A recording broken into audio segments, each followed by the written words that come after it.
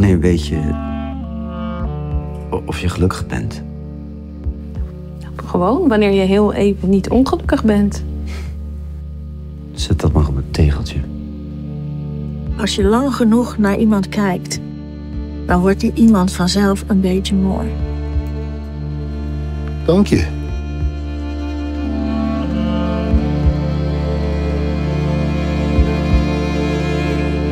Als je lang genoeg naar iemand kijkt, wordt die iemand vanzelf oud.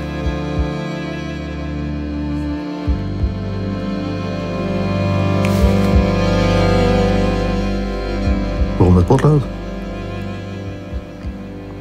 Voor alle brieven die jij mij hier niet mee mag schrijven.